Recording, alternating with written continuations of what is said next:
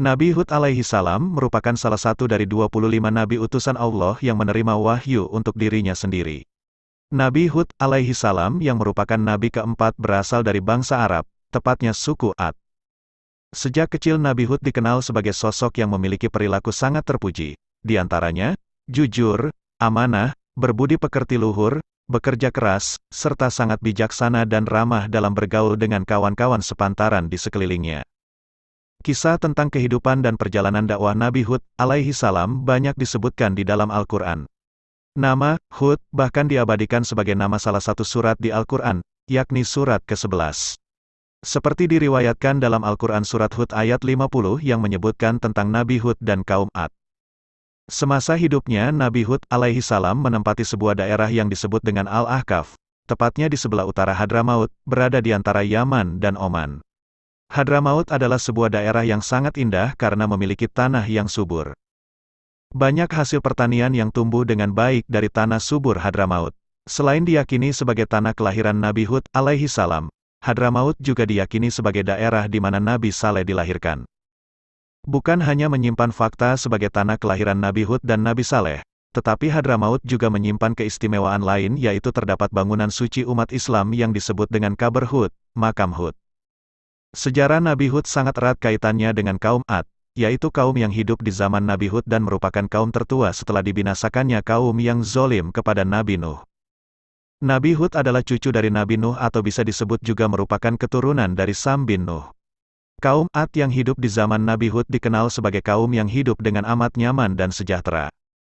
Kehidupan mereka makmur karena dilimpahi dengan ladang pertanian yang terhampar subur nan hijau, hewan ternak yang sehat dan banyak, serta aliran air yang melimpah dan segar. Selain itu, perawakan tubuh kaum Ad juga diketahui besar dan kuat sehingga sangat menguntungkan mereka dalam bekerja sehari-harinya. Namun nikmat dan berbagai berkah yang dilimpahkan kepada kaum Ad tidak serta-merta membuat mereka bersyukur dan menyembah Allah Ta'ala. Kaum Ad tidak mengenal Allah Ta'ala sebagai Tuhan mereka, sama seperti yang dilakukan oleh kaum sebelum mereka, kaum Nabi Nuh. Mereka menyembah patung buatan mereka sendiri dan diberi nama dengan Samud dan Al-Hatar. Target utama dari dakwah yang dilakukan oleh Nabi Hud adalah kaum Ad yang bermukim di sekitar tempat tinggal Nabi Hud, yaitu di Al-Ahqaf. Tugas Nabi Hud untuk menyerukan ajaran agar menyembah Allah Ta'ala dan menghindari perbuatan musyrik. Kaum Ad dikenal menyembah patung berhala yang mereka buat sendiri. Nabi Hud menyeru kepada kaum Ad untuk meninggalkan patung berhala yang mereka sembah dan beralih menyembah kepada Allah Ta'ala. Nabi Hud pun menunjukkan bukti-bukti kekuasaan dan keesaan Allah Ta'ala kepada kaum Ad agar mereka dapat memilih ke jalan yang benar.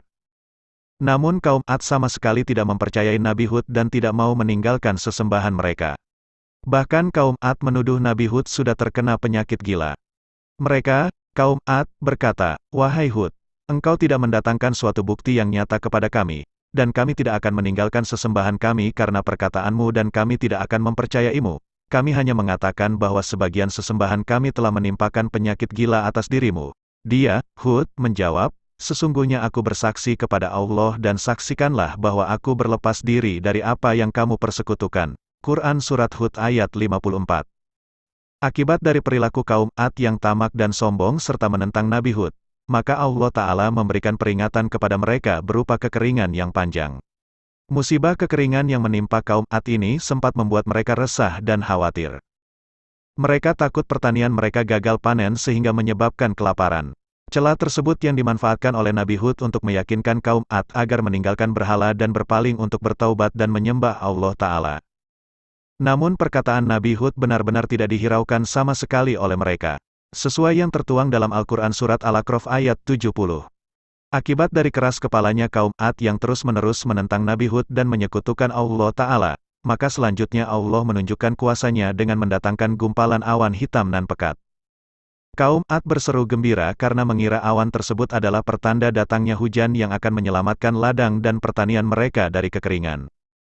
Namun, di tengah sorak-sorai kaum Ad yang berbahagia atas kedatangan awan tersebut, Nabi Hud memberi peringatan bahwa awan hitam yang datang bukanlah pertanda baik akan turunnya hujan, melainkan pertanda buruk akan datangnya azab dari Allah Ta'ala kepada kaum Ad karena telah menyekutukan Allah Ta'ala.